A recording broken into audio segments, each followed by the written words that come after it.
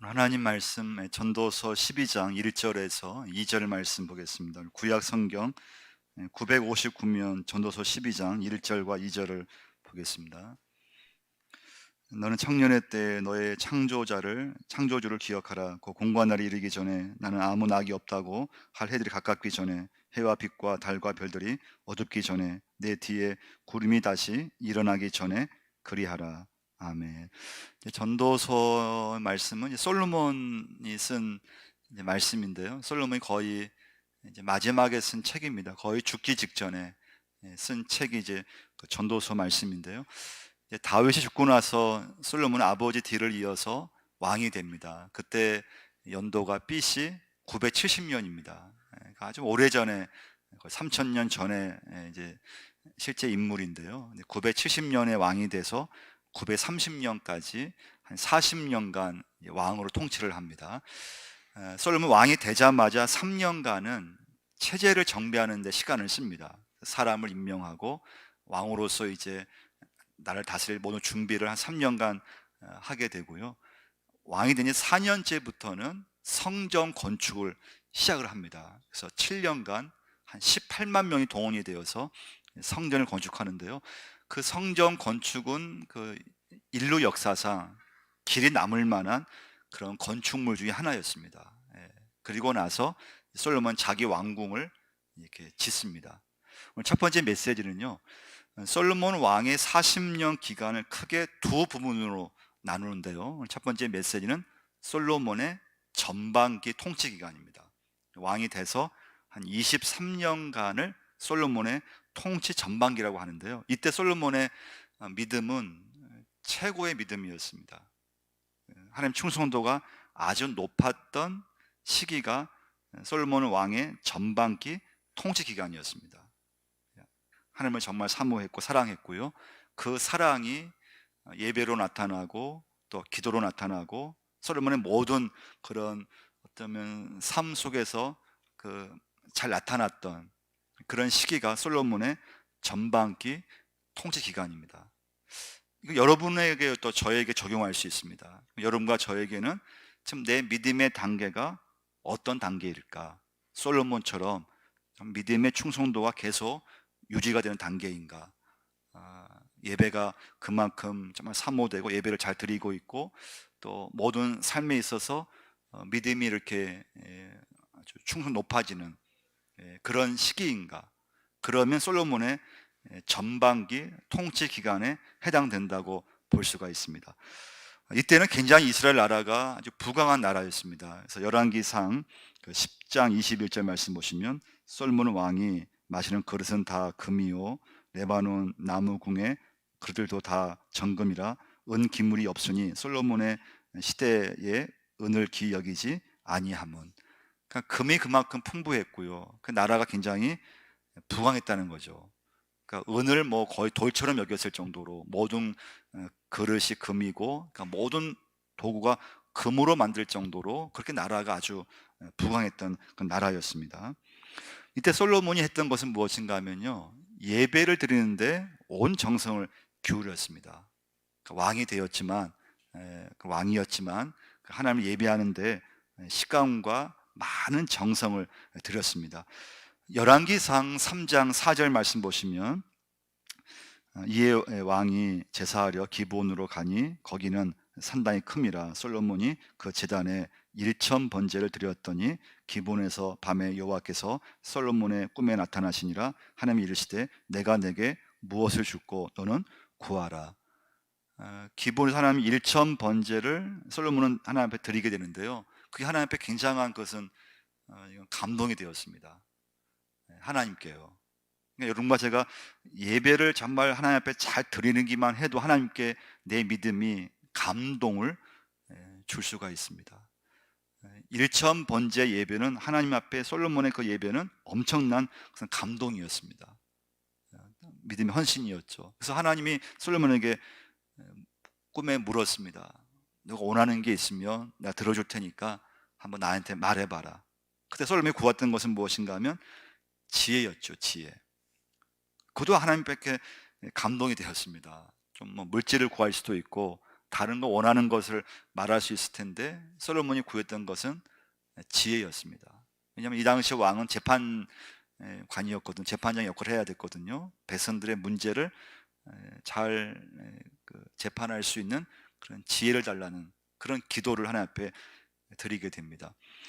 열왕기상 4장 29절 이하의 말씀 보시면요, 하나님이 솔로몬에게 지혜와 총명을 심히 많이 주시고 또 넓은 마음을 주시되 바닷가의 모래같이 하시니 솔로몬의 지혜가 동쪽 모든 사람의 지혜와 애굽의 모든 지혜보다 뛰어난지라. 그는 모든 사람보다 지혜로워서 에스라 사람 에담과 마올의 아들 헤맘과 헤답과 갈골과 다르다보다 나음으로 그의 이름이 사방 모든 나라에 들렸더라. 그래서 소문이 막 퍼졌어요. 우리가 성경에 나오는 잠언서 여러분 있지 않습니까? 잠언서를 솔로몬이 그 잠언서를 썼는데 이때 하나님께서 그에게 지혜를 주셔서 잠언서를 쓰게 됩니다. 열왕기상 4장 34절 말씀을 보시면 사람들이 솔로몬의 지혜를 들으러 왔으니 이는 그의 지혜의 소문을 듣고 들은 천하 모든 왕들이 보낸 자들이더라. 그래서 다른 나라 왕이 자기 신하들을 솔로몬한테 보내서 지혜를 얻게끔, 그 정도로 그 당시 많은 나라에 소문이 퍼졌습니다. 그래서 솔로몬 왕 하나님이 주신 지혜를 가지고 나라를 다스리고 또 믿음이 약해지지 않고 믿음은 더 충만해지고 예배를 더 이렇게 하나님 앞에 사모하고 그렇게 이제 나라를 잘 다스렸습니다. 근데 이제 문제는 두 번째 메시지는요, 솔로몬의 통치 후반기입니다. 그러니까 통치 전반기에는요, 성전을 건축하고 일천 번제를 드리고 하나님 앞에 모든 것이 하나님 은혜라고 고백하고 자기 자신 하나님 앞에서는 나는 어린 아이와 같다고 그렇게 믿음이 좋았던 솔로몬이 23년이 지나고 나서 24년째 왕이 되는 그 시간부터는 완전히 달라집니다. 믿음이 완전히 달라져요. 믿음이 완전히 약해져 버려요. 두 번째 메시지인데요, 솔로몬의 통치 후반기입니다. 이때는요, 그 헌신도가 아주 낮아졌습니다. 이때는요, 하나님을 멀리하게 되고 예배를 드리지 않게 돼요. 그리고 우상 숭배에 솔로몬이 빠지게 됩니다. 그리고 이때부터 이스라엘은요, 우상 숭배가 심해지게 돼요. 그러면 이해가 안 되죠. 그때 믿음이 좋았던 솔로몬이 갑자기 이렇게 사람이 달라져 가지고 하나님을 멀리하고 우상을 숭배하고 그렇게 하나님 앞에 일천 번제를 드리고 성전을 건축할 정도로 그렇게 헌신도가 높았던 솔로몬이 딱 변화가 돼요. 그 이유가 무엇일까요? 여러분, 솔로몬이 왜 이렇게 믿음이 이렇게 나빠졌을까요? 왜 이렇게 달라졌을까요? 그 이유는 정략 결혼 때문에 그렇습니다. 이제 이스라엘 나라가 워낙 강하다 보니까 다윗과 솔로몬 때는요, 주변 나라들이 이스라엘의 왕에게 조공을 바쳤습니다. 특산품을 바쳤어요. 근데 시간이 지나면서 이 주변 나라 왕들이 자기 딸 공주를 솔로몬에게 바치기 시작했어요. 조공으로, 특산품으로. 그러니까 여러분 한번 생각해 보세요. 자기 그 나라의 왕인데 그 왕이 길른 자기 딸 얼마나 얼마나 귀한 딸입니까? 얼마나 귀한 공주입니까? 근데 그런 공주를 솔로몬한테 결혼을 시키는 거예요. 나이가 많았고 솔로몬이 나이가 적은 나이가 아니에요. 그래서 자기 나라를 지키기 위해서 자기의 공주를 솔로몬에게 바치게 된 거예요. 이때 솔로몬이요, 그걸 거절했으면은 됐어요. 나는 공주, 난 관심도 없고, 난 정략교는 나는 하지도 않을 것이고, 난 하나님을 난 더 의지할 것이고, 딱 그걸 끊었으면은 솔로몬은 마지막까지 그 믿음은 좋았을 거예요. 근데 솔로몬은 결국 1000명의 후궁들을 드리게 돼요. 그리고 그때부터 솔로몬은 마음이 딱 이렇게 좀 바꿔지게 됐죠. 왜냐하면 그 이방 나라의 공주들이 결혼을 해서 예루살렘의 왕궁에 들어와서 철저하게 자기 나라의 이익을 대변하기 시작했어요. 이게 사랑해서 한 결혼이 아니기 때문에 이 공주들은 자기 나라, 자기 아버지, 자기 왕 그 뜻을 관철하기 위해서 솔로몬을 유혹하는 거예요. 유혹도 하고, 그리고 솔로몬 왕을 마음을 막 혼란하게 만들고, 결국 솔로몬이요 그 예루살렘 성전에다가 이 이방 신전을 짓기 시작해요. 그러면서 우상 숭배에 빠지게 되죠. 자, 하나님 이걸 아셨어요. 그래서 하나님이 솔로몬에게 여러 번 경고를 하셨어요. 예. 우상 숭배에 빠지면 안 되고 하면서 경고를 하셨지만 솔로몬은 귀에 들어오지를 않아요. 그러니까 여러분, 우리가 믿음 생활을 하면서요, 믿음이 살아있을 때는요, 누가 뭐 말하지 않아도 예배하는 일에 온전히 하고요, 교회 믿음 생활, 또 기도하는 시간, 거기에 누가 말하지 않아도 열심을 내잖아요. 주님이 헌신하는 것만 열심을 내요. 근데 믿음이 한번 약해지거나 한번 믿음이 한번 딱 변하게 되면요, 이상하게 아무리 주변에서 막 말씀을 얘기하고 권면을 하고 충고를 해도요, 전혀 듣지를 않아요. 그쵸? 들으면은 그냥 은혜죠. 들어서 돌아와야 되는데, 솔로몬도 하나님이 계속 경고하고 그게 말씀하셨지만 솔로몬이 듣지를 않아요.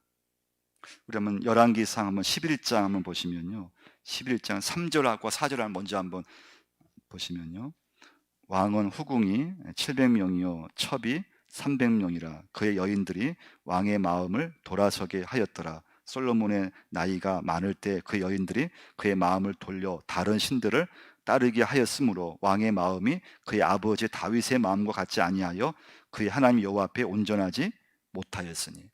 그러니까 그 여인들이 솔로몬의 마음을 바꿨다는 거예요. 왕의 마음을 돌렸어요. 하나님께서 여러 번 솔로몬에게 경고를 하셨어요. 열왕기상 11장 9절 이하의 말씀입니다. 솔로몬이 마음을 돌려 이스라엘 하나님 여호와를 떠남으로 여호와께서 그에게 진노하시니라. 여호와께서 일찍이 두 번이나 그에게 나타나시고 이 일에 대하여 명령하사 다른 신을 따르지 말라 하셨으나 그가 여호와의 명령을 지키지 않았으므로 여호와께서 솔로몬에게 말씀하시되 내게 이러한 일이 있었고 또 내가 내 언약과 내가 내게 명령한 법도를 지키지 아니하였으니 내가 반드시 이 나라를 내게서 빼앗아 내 신하에게 주리라. 그러나 이 내 아버지 다윗을 위하여 내 시대에는 이 일을 행하지 아니하고 내 아들의 손에서 빼앗으려니와 오직 내가 이 나라를 다 빼앗지 아니하고 내 종 다윗과 내게 택한 예루살렘을 위하여 한 지파를 내 아들에게 주리라 하셨더라. 결국 하나님께서 이제 징계를 내리시죠. 여러분, 구약에 보시면 하나님의 징계는 무엇인가 하면 전쟁이었어요. 그래서 수리아가 침략하고요, 또 하닷이라고 하는 나라가 침략을 하게 돼요. 여러분, 솔로몬이 하나님 앞에 충성했을 때는 온 나라가 평안했어요. 어려움이 없었어요. 그리고 온전한 예배를 잘 드렸어요. 말씀대로 잘 살았어요. 근데 그런 믿음을 가진 솔로몬이 통치 후반기에 딱 접어드니까 그 믿음을 잘 유지해야 되는데 그만 마음이 딱 이렇게 변해버렸어요. 그 이유는 무엇인가 하면 이방 나라, 이방 공주들의 정략, 결혼 때문에 그랬던 거예요. 그러면 왜 솔로몬이 그러면 그 이방 공주들을 왜 그러면 맞아 들었을까? 그 이유가 있어요. 솔로몬은요, 사실 하나님의 은혜로 엄청난 부와 권력을 누릴 수가 있었어요. 하나님이 주신 거예요. 근데 솔로몬이 어느 날 이런 생각을 하게 된 거예요. 야, 내게 있는 이 부와 권력을 계속 유지를 해야 되는데 유지하는 방법이 하나님만 의지하면 딱 될 것 같은데 이게 불안한 거예요.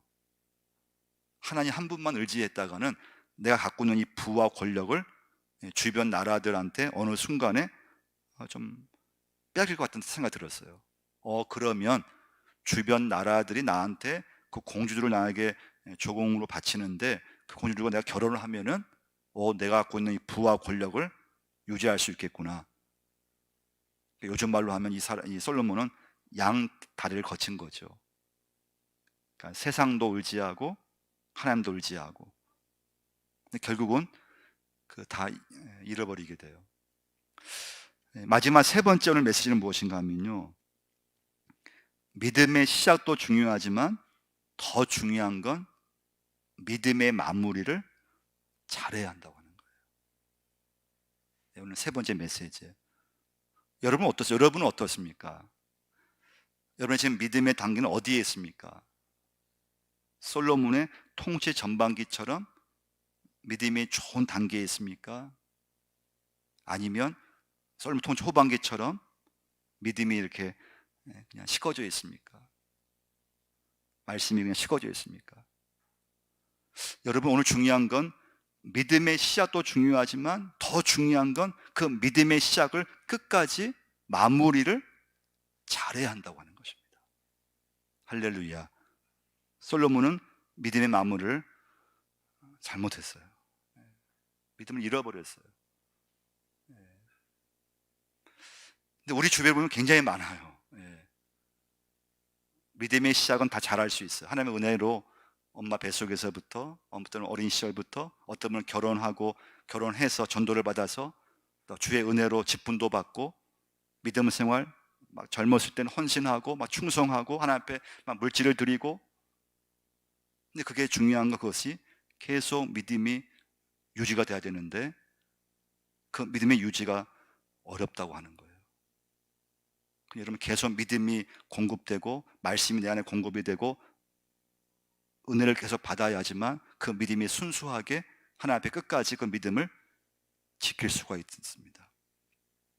그래서 여러분, 한번 여러분과 제가 오늘 이 예배 드리시면서 여러분, 내 믿음을 이 시간부터 하늘날 갈 때까지 내 믿음을 끝까지 지키는 게 굉장히 중요해요. 끝까지 지키실 수 있어야 돼요. 그러면 전도서 말씀, 여러분 1장, 여러분 잘 아는 말씀이죠. 1장 1절 말씀 보시면 뭐라고 했습니까? 다윗의 아들 전도자가, 예루살렘 왕 전도자의 말씀이라 전도자가 이르되 헛되고 헛되며 헛되고 헛되니 모든 것이 헛되도라고 고백하고 있어요. 솔로몬이 그만큼 정말 인생에 있어서 왕으로서 그는 지혜를 가지고 누릴 만한 모든 걸 누려봤던 왕이에요. 가진 것을 다 가져봤던 왕이에요. 근데 그 솔로몬 왕의 입에서 뭐라고 고백하는가 하면 헛되다고 하는 거예요. 그게 중요한 사실 하나가 있죠. 여러분과 제가, 우리 인생이요, 아무리 세상에서 성공하고 잘 산다 하더라도 하나님을 떠나는 순간에 그의 인생은 마지막에 모든 고백은 헛되다고 하는 거예요. 이건 모든 삶의 고백이에요. 그런데 예수님을 영접하고 그리고 은혜를 가지고 끝까지 약할지라도 믿음을 가지고 사는 사람의 고백은 절대 헛되지가 않아요. 후회가 없어요. 근데 여러분, 우리가 봤을 때 세상에서 정말 성공하고 업적이 많고, 근데 그 사람이 마지막 인생의 죽음의 순간에서 고백하는 것은 사실 성공이 아니라고 하는 거예요. 열심히 살았고 누릴 거 다 누려봤고 세상에서 권력도 다 내가 차지해 봤는데, 근데 그 고백은 뭡니까? 근데 이 세상 헛되다고 하는 거예요. 그래서 여러분, 하나님을 떠난 인생은 누구나 다 헛될 수밖에 없어요. 헛돼요. 그래서 여러분, 이 헛됨을 극복할 수 있는 유일한 비결은 무엇인가 하면 하나님 아버지를 끝까지 붙잡고 사는 사람이 되는 것입니다. 오늘 말씀은 결론이에요. 끝까지 하나님 말씀을 붙잡고 사는 사람만이 이 헛됨을 이걸 이길 수가 있습니다. 이걸 넘어설 수가 있어요. 전도서 12장 오늘 이제 본문 말씀을 한번 보시면요, 1절 말씀 보시면 너는 청년의 때 너의 창조주를 기억하라. 그 공고한 날이 이르기 전에 나는 아무 낙이 없다고 할 해들이 가깝기 전에 해와 빛과 달과 별들이 어둡기 전에 내 비 뒤에 구름이 다시 일어나기 전에 그리하라. 뭐라고 했습니까? 너는 청년의 때 너의 창조주를 기억하라. 할렐루야. 젊었을 때, 더 나이가 들기 전에, 너의 인생의 마지막이 오기 전에 하나님을 꼭 기억하라고 하는 솔로몬의 마지막 당부가 전도서 오늘 본문의 말씀이에요.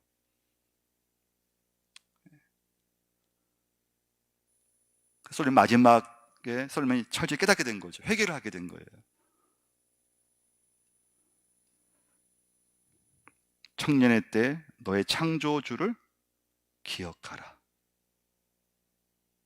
모든 것이 다 헛되다고 고백했던 솔로몬이 마지막에서 그 헛됨을 극복할 수 있는 그 비결, 그것은 하나님을 기억하고 끝까지 하나님을 붙잡았을 때 그 모든 헛됨을 넘어섰다고 하는 것입니다.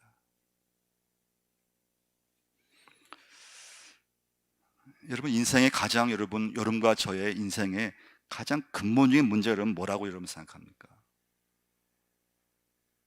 여러분, 인생의 가장 근본적인 문제가 뭘까요? 그래서 여러분, 하나님을 끝까지 붙잡지 못하는 겁니다. 우리 인생에요, 가장 근본적인 문제예요. 예수를 믿지만, 여러분과 제가요, 이 자리에 앉아 예배드리지만, 정말 내가 그 하나님을 끝까지 순간순간마다 붙잡고 사는 사람은 그건 굉장히 믿음의 사람이에요. 되게 쉽지가 않아요.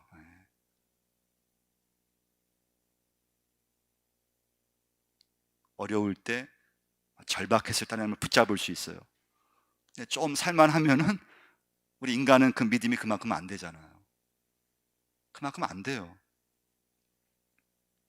우리가 막 가난했을 때, 막 살기 어려울 때 하나님을 막 기도하고 막 찾다가 하나님의 은혜로 축복으로 좀 살만하면은 기도가 나오지를 않아요. 절박하지를 않아요. 여러분과 제가요, 하나님을 끝까지 붙잡고 사는 것이 결코 쉬운 게 아니에요. 어렵습니다. 우리 교회 생활, 우리가 젊었을 때는 열심히 할 수 있어요. 근데 그 믿음을 끝까지 유지할 수 있느냐 이거예요. 상황이 변하고 환경이 변했을 때 내게 있는 믿음을 변하지 않고 끝까지 갈 수 있다고 하면 그 사람 대단한 믿음이에요. 좀만 상황이 바뀌면 우리의 믿음은 금방 변해버려요. 금방 변해버려요. 그러니까 여러분, 이 시간부터는요, 믿음의 씨앗도 중요하지만 이 믿음을 어떻게 끝까지 이 믿음을 유지하며 끝까지 갈 수 있는 사람, 그게 믿음의 그게 은혜예요. 상황이 변해도, 환경이 변해도, 내 마음에 들지 않을지라도 하나님만 바라보면서 하나님의 말씀을 붙잡으면서 내게 있는 믿음을 지금처럼 끝까지 유지하며 갈 수 있다고 하면은 하나님의 받는 영광이 되게 되어 있습니다. 그 믿음을 여러분과 제가 꼭 가질 수 있기를 축원드립니다. 그게 변하시면 안 된다는 거예요. 네. 끝까지 하나님을 붙잡고 나가야 되는데, 근데 그 믿음을 유혹하는 것은 너무나 많아요. 그러니까 솔로몬이 결국은 1000명의 이방인의 공주들 때문에 결국 그의 믿음이 한순간에 그냥 사라져 버렸어요. 변해 버렸어요. 그 결과 이스라엘은 전쟁을 치르게 되고 남북이 분단돼 버려요. 그리고 계속 우상의 숭배에 빠지게 돼 버려요. 여러분, 믿음의 시작도 중요하지만 믿음의 마무리는 더 중요해요. 정말 중요해요. 여러분과 제 인생이 믿음의 이 시작을 끝까지 하나님만 붙잡을 수 있기를 축원을 드립니다. 기도하겠습니다. 하나님 아버지, 오늘도 저들 믿음을 하나님 허락해 주심을 감사합니다. 하나님만을 끝까지 붙잡고 나갈 수 있게 도와주옵소서. 우리 인생이 참 절박했을 때는 하나님 앞에 간절히 기도하다가도 좀 살만하면은 우리의 믿음은 금방 변해버리고 맙니다. 우리 어렵고 가난했을 때는 하나님 앞에 철저히 부르짖고 기도하지만은 문제가 해결이 되고, 또 우리가 하나님의 축복을 받으면 살만하면은 우리의 믿음과 기도가, 또 우리 예배가 하나님 점점 약해져 갈 때가 있습니다. 하나님, 기도하기는 우리의 이 믿음이 상황이 변하고 어떤 환경이 변한다 하더라도 내 헌신도, 내 충성도가 끝까지 아버지 하나님 앞에 믿음을 끝까지 붙들고 나갈 수 있도록 성령께서 도와주옵시고 역사하여 주옵소서. 우리의 믿음이 아버지 앞에 영광만 돌릴 수 있도록 하나님 은혜를 더하셔서 하나님 우리의 모든 형편이 좋아졌을지라도 하나님만을 의지하게 하시고, 또 우리 아버지 어떤 형편에 하나님 우리가 처할지라도 하나님만을 붙잡고 바라보며 나갈 수 있는 저희 모두가 되게 하여 주옵소서. 예수님의 이름으로 기도드리옵나이다. 찬송가 348